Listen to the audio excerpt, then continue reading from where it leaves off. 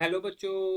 हमारा प्रश्न है, निम्नलिखित यौगिक में क्लोरीन की ऑक्सीकरण संख्या बताइए एवं यौगिक में क्लोरीन की बढ़ती हुई ऑक्सीकरण संख्या के अनुसार क्रमबद्ध कीजिए। ठीक है, यहाँ पे सभी दिए हुए हैं और क्रमबद्ध करना है हमें।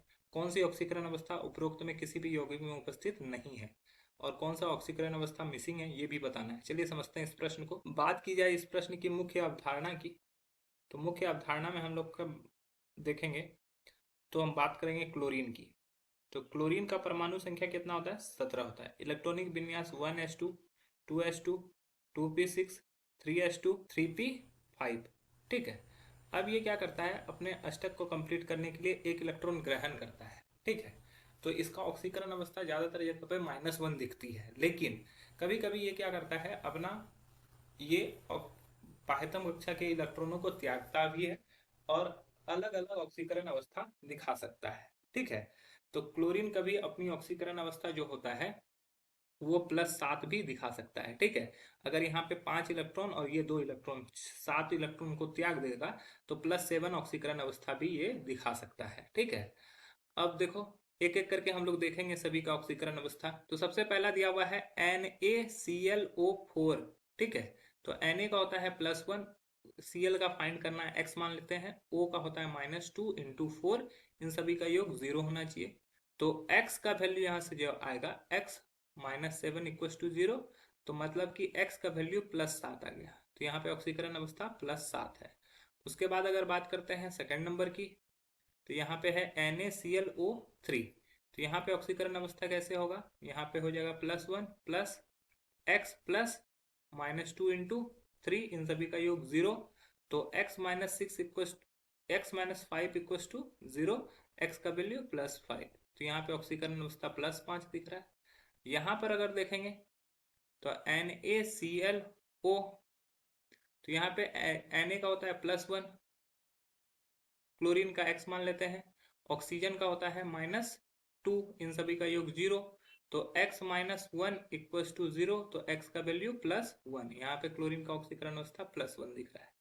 यहाँ पे KClO2 में हम लोग बात करते हैं, तो चौथा नंबर है KClO2। तो K का +1 होता है, क्लोरीन का x मान लो, ऑक्सीजन का -2 इंटू 2 0। तो 1 plus x -4 equal to 0, x का वैल्यू यहाँ पे +3। तो यहाँ पे +3 दिख रहा है। Cl2O7, तो Cl2O7 में इसका x मानते हैं, क्लोरीन 2 है तो 2 से मल्टीप्लाई कर देंगे। ऑक्सीजन का होता है -2 इंटू 7, इन सभी का योग 0 होना चाहिए। तो 2x इक्वल टू 14, तो x का वैल्यू +7। तो यहाँ पे ऑक्सीकरण अवस्था +7 हो गया। ClO3 में क्या हो जाएगा, ये x हो जाएगा, प्लस ऑक्सीकरण अवस्था -2 इंटू 3, इन सभी का योग 0। तो x का वैल्यू +6, तो यहाँ पे +6 दिखेगा।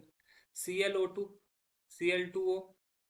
ठीक है, Cl2O में क्या होगा, क्लोरीन 2 है, 2x प्लस क्लोरीन का -2 इक्वल टू 0। तो 2x इक्वल टू 2, तो x का वैल्यू +1। तो यहाँ पे +1 दिख रहा है। NaCl में अगर देखें तो NaCl में Na का +1 और Cl का -1। ठीक है, क्लोरीन फ्री स्टेट में है तो 0 हो जाएगा। ClO2, तो ClO2 का अगर हम लोग देख लें तो क्लोरीन का हो गया हमारा x प्लस ऑक्सीजन का -2 इंटू 2, इन सभी का योग 0। तो x का वैल्यू +4। ठीक है, तो यहाँ पे हम लोग का कौन कौन सा ऑक्सीडेशन स्टेट दिख रहा है, देखो +1 दिख रहा है, हम लोग को बोल रहा है कि ऑक्सीकरण संख्या के अनुसार क्रमबद्ध कीजिए, बढ़ती हुई ऑक्सीकरण संख्या। तो बढ़ती हुई, तो क्लोरीन Cl2 का सबसे कम है 0, उसके बाद 1 किसका है, सॉरी उसके भी 0 से भी पहले -1 आता है, तो NaCl का -1 होगा, फिर हमारा 0 होगा क्लोरीन, फिर हमारा +1 होगा। +1 किसका है, Cl2O का। +2 यहाँ पर मिसिंग है, +2 यहाँ पे मिसिंग है, तो +2 वाला नहीं दिखा रहा है। +2 ऑक्सीकरण अवस्था ये नहीं दिखा रहा है। +3 दिखा रहा है KClO2, +4 दिखा रहा है ClO2, +5 दिखा रहा है NaClO3, 6 दिखा रहा है 6 दिखा रहा है ClO3, 7 दिखा रहा है Cl2O7 और हमारा NaClO4।